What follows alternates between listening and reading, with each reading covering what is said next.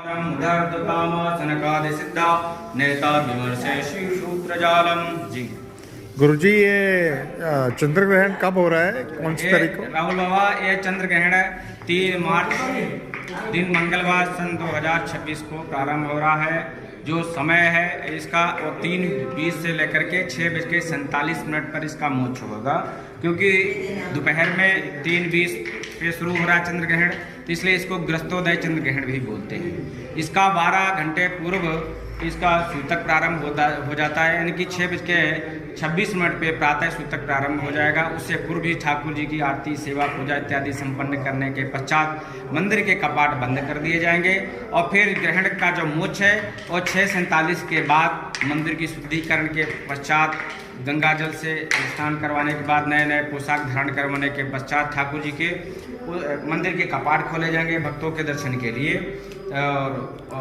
जी, और जैसे आप पूछ रहे थे कि आप क्या करना चाहिए ग्रहण के दौरान। जी, मतलब कि क्या दुष्प्रभाव है इसका और गर्भस्थ महिलाओं के लिए क्या होना चाहिए, इसके लिए जो कर सकती हैं। ग्रहण के दौरान क्या होता है, चाहिए कि सभी गर्भवती माताओं को इसका विशेष का ध्यान रखना चाहिए। जैसे कि बाल नाखून ना काटना और झाड़ू ना लगाना, सब्जी ना काटना, यानी कि कोई कार्य ना करना, यानी कि शांत चित्त होकर के हरि नाम का कीर्तन करें, नाम जाप करें, क्योंकि ठाकुर जी का नाम जाप करने से जो भी शुभाशुभ फल घटित होता है हमारे माताओं के गर्भ में जो पल रहा जीव होता है उसके ऊपर शुभाशुभ फल घटित होता है। इसलिए माताओं से निवेदन करूंगा कि नाम जाप करें तो बहुत अच्छी बात है, जिससे पल रहे जीव को किसी भी प्रकार का कष्ट न हो और सुखपूर्वक गर्भ में आनंद लेता रहे।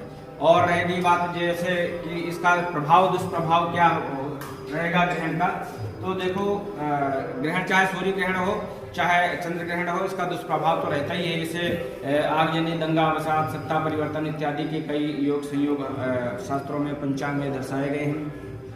और जैसे आपने पूछा इसमें क्या विशेषकर इसमें नियमों का क्या ध्यान रखना चाहिए। जी। ग्रहण के दौरान क्या करना चाहिए, जैसे घर में खाद्य सामग्री होती है उसमें कुसा इत्यादि डाल के रखें। कुसा ना अगर प्राप्त हो तो आप तुलसी दल डालें, तुलसी दल भी अगर प्राप्त ना हो सके तो आप उसमें दूर्वा इत्यादि डाल करके रख सकते हैं, ताकि आपकी खाद्य सामग्री खराब ना हो और उसको पुनः उपयोग में लाया जा सके।